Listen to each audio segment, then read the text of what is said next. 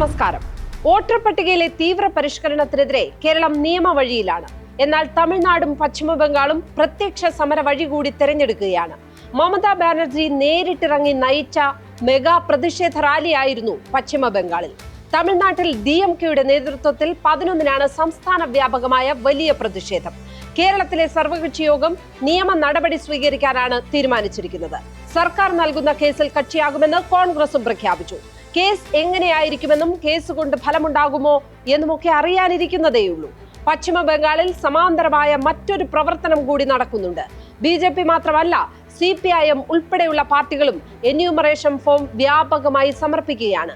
വോട്ടർമാരെ കണ്ടെത്തി ആദ്യ 2 ദിവസം കൊണ്ട് BJP 24,858 അപേക്ഷകളാണ് നൽകിയത്. കൂടുതൽ അപേക്ഷ നൽകിയ പാർട്ടികളിൽ 2ാം സ്ഥാനത്ത് CPIM ആണ്. നൽകിയത് 18,706 അപേക്ഷകൾ. തൃണമൂൽ കോൺഗ്രസ് നൽകിയിരിക്കുന്നത് 13,526 അപേക്ഷകൾ. കോൺഗ്രസ് 5,797 അപേക്ഷകളും നൽകിയിട്ടുണ്ട്. കേരളത്തിൽ നിന്നും തമിഴ്നാട്ടിൽ നിന്നും ഭിന്നമായി പശ്ചിമ ബംഗാളിൽ മറ്റൊരു വിഷയമുണ്ട്. പൗരത്വം കൂടി ഇതിലൂടെ തെളിയിക്കേണ്ട ബാധ്യതയുണ്ട്. ഈ സാഹചര്യത്തിലാണ് രാഷ്ട്രീയ പാർട്ടികളും അപേക്ഷകളുമായി മുന്നിട്ടിറങ്ങുന്നത്. സ്പോട്ട്ലൈറ്റ് ആരംഭിക്കുന്നു. SIR തുറക്കുന്ന സമരമുഖങ്ങൾ. കാലങ്ങൾക്ക് ശേഷം മുഖ്യമന്ത്രി മമതാ ബാനർജി തെരുവിലിറങ്ങി നടന്ന പ്രക്ഷോഭമായിരുന്നു പശ്ചിമ ബംഗാളിലേത്.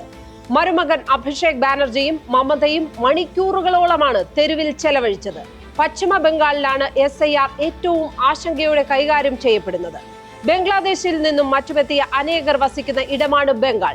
അവർക്കെല്ലാം വോട്ട് മാത്രം തെളിയിച്ചാൽ പോരാ, പൗരത്വം കൂടി തെളിയിക്കണം.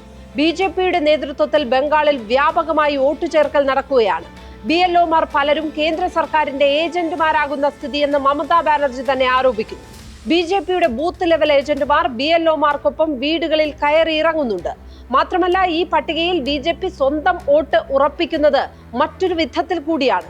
ബംഗാളിലെ ഏറ്റവും വലിയ പാർട്ടി തൃണമൂൽ കോൺഗ്രസ് ആണെങ്കിൽ കൂടുതൽ അപേക്ഷ നൽകിയിരിക്കുന്നത് BJP ആണ്. 24,858 എന്യൂമറേഷൻ ഫോമുകളാണ് 2 ദിവസം കൊണ്ട് BJP നൽകിയിരിക്കുന്നത്. തൊട്ടുപിന്നിൽ CPIM ഉണ്ട്. ന്യൂനപക്ഷ സമുദായ അംഗങ്ങളുടെ ഉൾപ്പെടെ 18,706 ഫോമുകൾ CPIM-ഉം നൽകി കഴിഞ്ഞു. തൃണമൂൽ സമർപ്പിച്ചിരിക്കുന്നത് 13,526 ഫോമുകളാണ്. കോൺഗ്രസ് 5,797 ഫോമുകളും ഫോർവേഡ് ബ്ലോക്ക് 1,053 ഫോമുകളും ആദ്യ 2 ദിവസം കൊണ്ട് നൽകി കഴിഞ്ഞു. പശ്ചിമ ബംഗാളിൽ ഈ നീക്കം വലിയ രാഷ്ട്രീയ യുദ്ധമായി തന്നെ മാറുകയാണ്. BJP ഒഴികെ എല്ലാ പാർട്ടികളും SIR-നെ എതിർക്കുമ്പോൾ തന്നെ ഇതിലെ കെണിയും അവർ തിരിച്ചറിഞ്ഞു കഴിഞ്ഞു. എത്ര എതിർപ്പുണ്ടായിട്ടും ബീഹാറിൽ നടപ്പാക്കിയതുപോലെ ബംഗാളിലും ഇത് വരുമെന്ന് പാർട്ടികൾക്കറിയാം. അതുകൊണ്ട് തന്നെ തങ്ങൾക്കുറപ്പുള്ള വോട്ടുകൾ വിട്ടുപോകാതിരിക്കാൻ സജീവ ഇടപെടലുകൾ ഓരോ പാർട്ടിയും നടത്തുകയാണ്. ബൂത്ത് ലെവൽ ഓഫീസർമാർക്ക് പുറമെ ബൂത്ത് ലെവൽ ഏജന്റുമാരും പശ്ചിമ ബംഗാളിൽ സജീവമാണ്. നിയമ നടപടി ബംഗാളും ആലോചിക്കുന്നുണ്ടെങ്കിലും അന്തിമ ഫലത്തെക്കുറിച്ച് വലിയ ശുഭപ്രതീക്ഷയില്ല. ആ സാഹചര്യത്തിലാണ് പ്രക്ഷോഭങ്ങൾക്കൊപ്പം വോട്ടർമാരെ ചേർക്കാൻ കൂടി പാർട്ടികൾ മുന്നിട്ടിറങ്ങുന്നത്. പശ്ചിമ ബംഗാളിൽ ആദ്യ ദിവസം തന്നെ 18 ലക്ഷം എന്യൂമറേഷൻ ഫോമുകളാണ് നൽകി കഴിഞ്ഞത്. ഇവിടെ പ്രശ്നം 2002-ലെ പട്ടികയിലുള്ളവർക്ക് മാത്രമേ എന്യൂമറേഷൻ ഫോം ലഭിക്കുകയുള്ളൂ എന്നുള്ളതാണ്. ആ പട്ടികയിൽ പേരില്ലെങ്കിൽ എന്യൂമറേഷൻ ഫോം ലഭിക്കില്ല. അങ്ങനെയുള്ളവർ അപേക്ഷ നൽകി ആവശ്യമുള്ള രേഖകൾ സമർപ്പിക്കേണ്ടി വരും. ആ പ്രക്രിയയിലേക്ക് തെരഞ്ഞെടുപ്പ് കമ്മീഷൻ കടക്കാൻ പോകുന്നതേയുള്ളൂ. കേരളത്തിൽ മറ്റു സംസ്ഥാനങ്ങളിൽ ഇല്ലാത്ത ഒരു പ്രതിസന്ധിക്ക് മുന്നിലാണ് കമ്മീഷൻ. തദ്ദേശ സ്വയംഭരണ തെരഞ്ഞെടുപ്പ് നടക്കുന്നതിനാൽ BLOമാരെ സംസ്ഥാന തെരഞ്ഞെടുപ്പ് കമ്മീഷൻ പിൻവലിച്ചു. തദ്ദേശ തെരഞ്ഞെടുപ്പിന്റെ വരണാധികാരിയും ഉപവരണാധികാരിയും ആയിട്ടുള്ള ഓഫീസുകളിലെ എല്ലാ ജീവനക്കാരെയുമാണ് പിൻവലിച്ചത്. ഇതോടെ SIR ഡ്യൂട്ടിയിലുണ്ടായിരുന്ന 40% ഉദ്യോഗസ്ഥരും ആദ്യ ദിവസത്തിന് ശേഷം പിൻവലിഞ്ഞു. അംഗൻവാടി അധ്യാപകർ ഉൾപ്പെടെയുള്ളവരെ ഉപയോഗപ്പെടുത്തി ഫോം വിതരണം ചെയ്യാനാണ് ഇപ്പോൾ തെരഞ്ഞെടുപ്പ് കമ്മീഷൻ ശ്രമിക്കുന്നത്. തമിഴ്നാട്ടിൽ പ്രക്ഷോഭത്തിന്റെ മുൻപന്തിയിൽ DMK തന്നെയാണ്. 11-ന് സംസ്ഥാന വ്യാപകമായ സമരം പ്രഖ്യാപിച്ചിരിക്കുകയാണ്. SIR-നോട് നിസ്സഹകരണം തന്നെയാണ് തമിഴ്നാട് തുടരുന്നത്.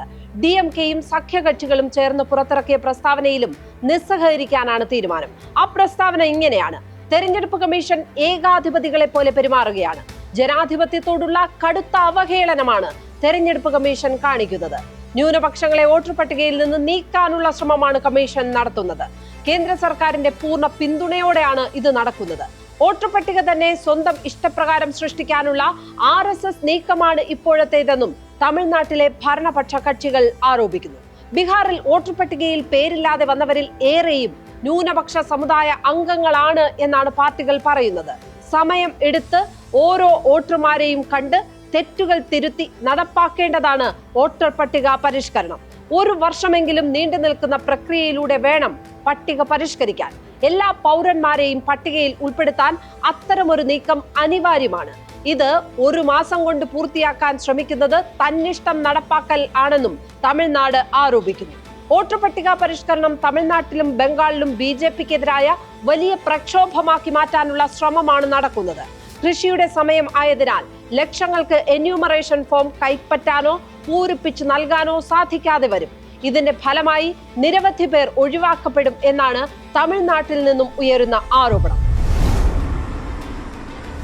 എന്യൂമറേഷൻ ഫോം വിതരണം ചെയ്യുന്നതിന് കേരളത്തിന് ഏറ്റവും വലിയ തടസ്സം ആളില്ലാ വീടുകളാണ്. അടുത്തടുത്ത പല വീടുകളിലും ആളില്ലാത്ത സ്ഥിതിയാണ്. BLOമാർ രാത്രി വീട്ടിലെത്തി ഫോം നൽകണമെന്ന് നിർദ്ദേശിച്ചിട്ടുണ്ടെങ്കിലും ഇത് പ്രായോഗികമല്ല എന്നാണ് പലരുടെയും നിലപാട്. ഇത് മാത്രമല്ല പ്രശ്നം, എന്യൂമറേഷൻ ഫോം പൂരിപ്പിച്ച് അപ്പോൾ തന്നെ വാങ്ങുക എന്നതും അസാധ്യമാണ്. മിക്കവാറും വീടുകളിൽ 2 മുതൽ 6 വരെ വോട്ടർമാർ ഉണ്ടാകും. ഇവരുടെയൊക്കെ അപേക്ഷ പൂരിപ്പിച്ചു വരുന്നതുവരെ കാത്തു നിൽക്കാനാവില്ല. അതിനാൽ ഫോം നൽകി പോവുകയാണ്. ഫോമിൽ തന്നെയുള്ള BLOമാരുടെ നമ്പറിൽ വിളിക്കാം എന്നാണ് നിർദ്ദേശം. 2002 പട്ടികയിൽ പേരുള്ളവരുടെ എന്യൂമറേഷൻ ഫോം നൽകുന്നത് മാത്രമേ ഇപ്പോൾ ആരംഭിച്ചിട്ടുള്ളൂ. ആ പട്ടികയിൽ പേരില്ലാത്തവരാണ് നിരവധി വോട്ടർമാർ. 2004 ലോക്സഭാ തെരഞ്ഞെടുപ്പിൽ വോട്ട് ചെയ്തവർ മുതൽ ആ പട്ടികയ്ക്ക് പുറത്താണ്. അവരെല്ലാവരും പ്രത്യേക ഫോം പൂരിപ്പിക്കേണ്ടി വരും. 12 തിരിച്ചറിയൽ രേഖകളിൽ ഒന്ന് നൽകേണ്ടിയും വരും. തമിഴ്നാട്ടിലുള്ളതുപോലെയുള്ള ആശങ്ക കേരളത്തിൽ ഉണ്ടെങ്കിലും SIRൽ ഇവിടെ പ്രത്യക്ഷ പ്രക്ഷോഭമില്ല. ബംഗാളിലും തമിഴ്നാട്ടിലും വരും ദിവസങ്ങളിൽ വലിയ സമരങ്ങൾ തന്നെ ഉണ്ടാകും.